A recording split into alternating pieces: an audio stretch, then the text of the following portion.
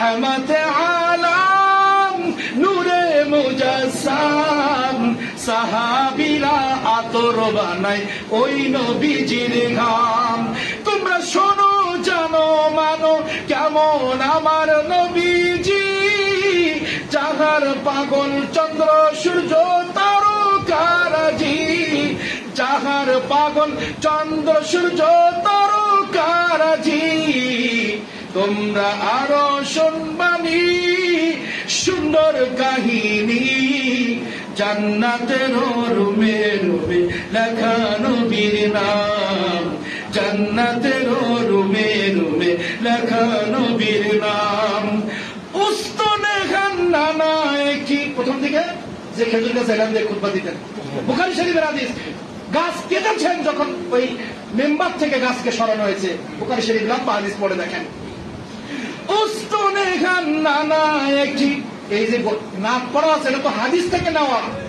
মানুষের ওই মন মানসিকতা গুলো একটুখানি এদিকে আনার জন্য আলেমরা এই গজল আকারে এগুলো গায়, সব হাদিস আকর্ষণ করার জন্য একটু করে। ঘুম আসে না অনেক সময়, ওই ঘুমটাকে একটু ফেরানোর জন্য হাদিসে মোবারকা গুলো এভাবে নাতের মতো করে গজলের মতো করে পড়ে। উস্তনে খান্নানা কি খেজুর গাছের নাম, যাকে ধরে খুতবা দিতেন রাসূল আকরাম, যাকে ধরে খুতবা দিতেন রাসূল আকরাম। গাছটি নবীর বিরহে কাঁদিতে রহে, হতভাগ্য হইল যত সাহাবায়ে কেরাম, হতভাগ্য হইল যত সাহাবায়ে কেরাম। আল্লাহ তাআলা বললেন আমার নবীর মহব্বত তোমাদের কেন করা লাগবে? একটা হাদিসে মুবারকা বলেছি সবার আগে মহব্বত, কারণ শ্রদ্ধা তাজিম যদি না থাকে, নবী করিম সাল্লাল্লাহু আলাইহি সাল্লামের পরে মহব্বত তাজিম না হলে আপনার সুন্নতের ভিতরে আপনার আদব আসবে না। কারণ আপনি এই মুরব্বীকে অনুসরণ করবেন, এই মুরব্বী এলাকার নেতা, ওনাকে আপনি অনুসরণ করবেন, অনুসরণের আগে ওনার প্রতি আপনার ভালোবাসা আসতে হবে।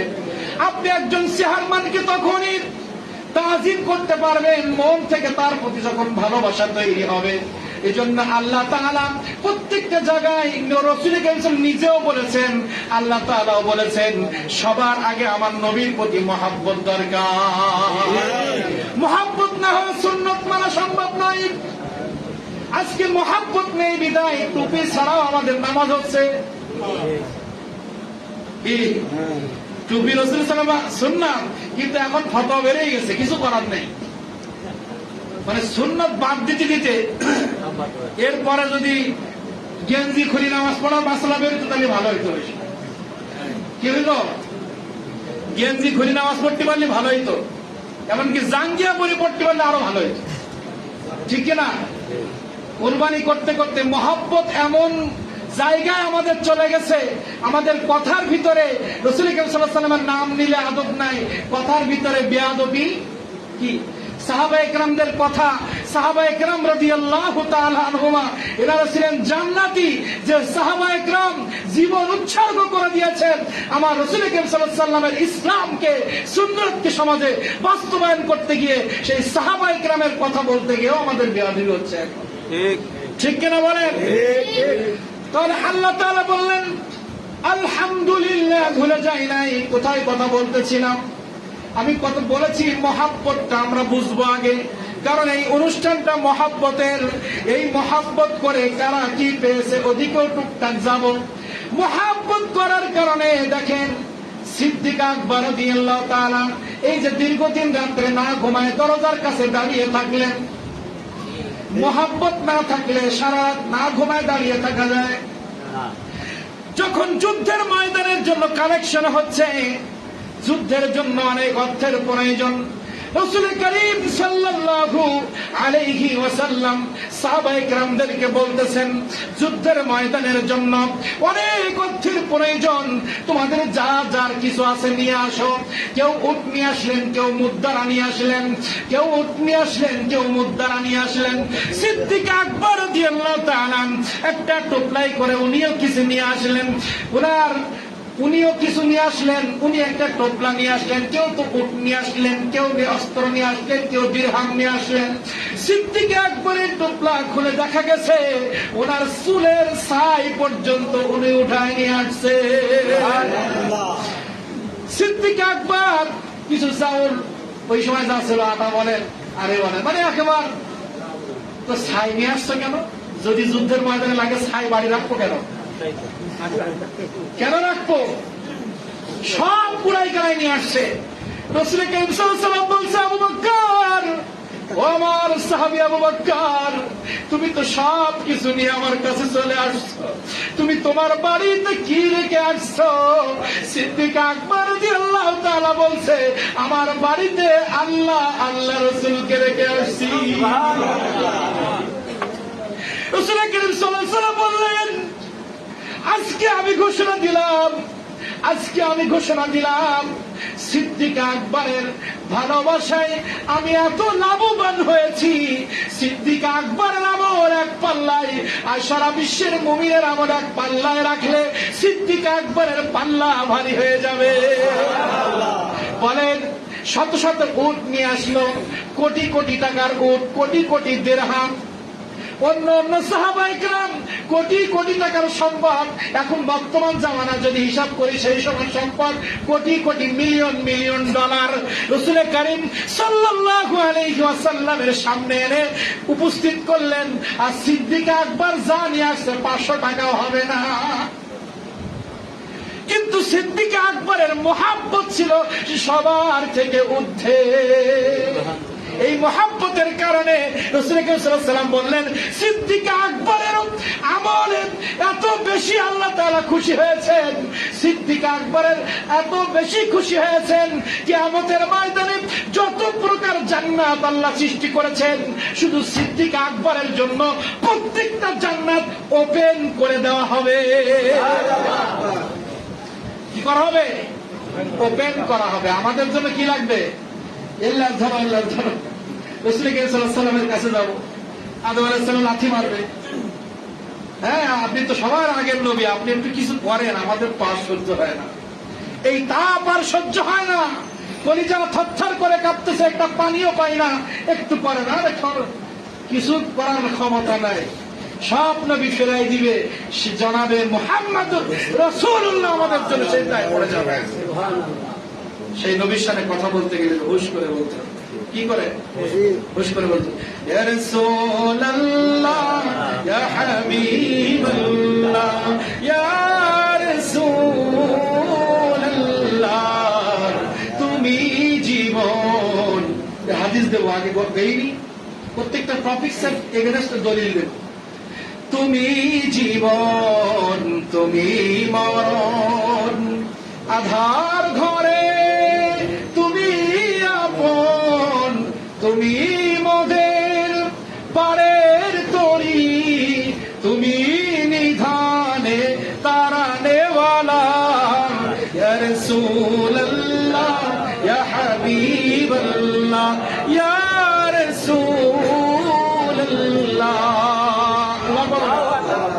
আসতে বলেন, আরো আসতে বলেন। মাশাআল্লাহ, আপনাদের ঈমানের মধ্যে এই মহব্বতটাই আল্লাহ তাআলা দেখবেন। একটা আজকে যে হাদিস বলতেছিলাম, যে হাদিস প্রথমের দিকে বলতেছিলাম, হাসরের ময়দানে আমাদের আমল দিয়ে কোনো কাজ হবে না। আপনি নামাজের প্রতি যত্নবান ছিলেন কিনা? রাসূল কারীম সাল্লাল্লাহু আলাইহি ওয়াসাল্লামের ঘোষণা, আমার একটা সুন্নতকে যদি কেউ ইজ্জত করে তার বিনিময়ে জান্নাত পাবে, কিন্তু যদি একটা সুন্নতকে সে ধিক্কার মানে অবহেলা করে বা সুন্নতের প্রতি তার খারাপ দৃষ্টি থাকে, অবমূল্যায়ন করে, অস্বীকার করে, বেয়াদবি করে, তার জান্নাত হবে না। তাহলে বোঝা গেল কি, আমরা সব সুন্নত পালন করতে পারবো না, কিন্তু যতদিন আমাদের হায়াত আছে প্রত্যেকটা সুন্নতকে ইজ্জত করব। কি করব? আর একটা যদি পারি নাজাতের জন্য যথেষ্ট হবে, কিন্তু আমার জবান দিয়ে আমার ব্যবহারের জন্য এমন কিছু কথা না আসে, ওই ব্যবহারে বোঝা যায় এই সুন্নতের প্রতি আমার কোনো আগ্রহ নাই। একটা হচ্ছে বিদ্রোহ, একটা আগ্রহ। আগ্রহ যেমন আমরা অনেকে কোরআন মাজিদ পড়তে পারি না, কিন্তু আল্লাহ তাআলা তাদের জন্য কি বলেছেন? তুমি পড়তে পারো না, কিন্তু কোরআন মাজিদের দিকে তাকিয়ে থাকলেও সব। তুমি কোরআন মাজিদ পড়তে পারো না, একটু তাকায় তাকায় কাঁদো, আল্লাহ তোমার কোরআন মাজিদ পড়ার বড় ইচ্ছা, বড় মহাব্বত হয় একটু পড়তে, কিন্তু এখন বয়স হয়ে গেছে, স্মৃতি শক্তি লোপ পেয়েছে, আমার দাঁতে শক্তি নাই, ঠোঁটে শক্তি নাই, এখন ব্রেনটা আগের মতো কাজ করে না। আল্লাহ বড় আশা ছিল আমি যদি বেঁচে থাকি আমি এই কোরআন মাজিদ শেখার চেষ্টা করব।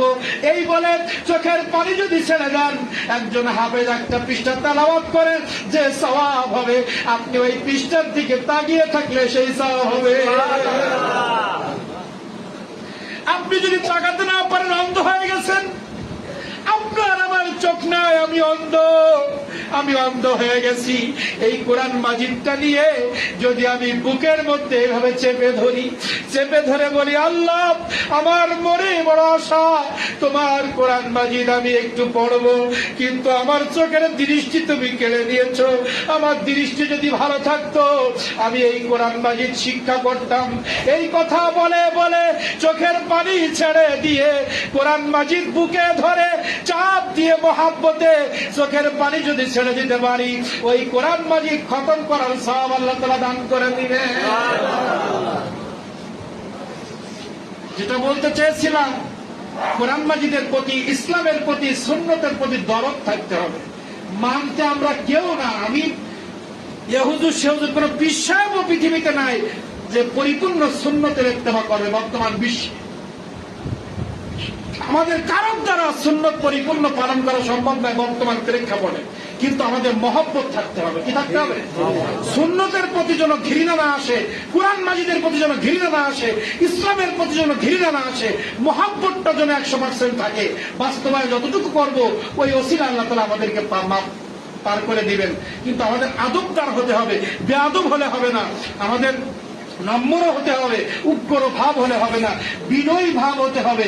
হতে পারে আমি ইমাম, হতে পারে আমি নেতা, বড় ব্যবসায়ী, আমার 5টা ছেলে বড় চাকরি করে, আমি বড় চেয়ারে চাকরি করি, কিন্তু দেখেন গাছে যখন ফল হয়, গাছের ফলটা কিন্তু গাছের পাতাগুলো, ডালগুলো নিচের দিকে নিয়ে যায়। যখন যার জ্ঞান বেশি, আল্লাহ তাআলা যত বেশি কবুল করে, সে আদবদার হয়, বেআদব হয় না। গাছ আমাদেরকে শিক্ষা দিচ্ছে। মৌমাছির বিভিন্ন জায়গা থেকে মৌমাছি তুমি বিভিন্ন জায়গা থেকে মধু কালেক্ট করো, কিন্তু সবটা খেতে পারবো না, আমার বান্দার জন্য চাকের মধ্যে একটু রাখো। মৌমাছি আল্লাহর হুকুম পালন করে আমাদের জন্য মধুর ব্যবস্থা করছে। পেট করে খেয়ে ফেললে কিছুই করার ছিল না, কিন্তু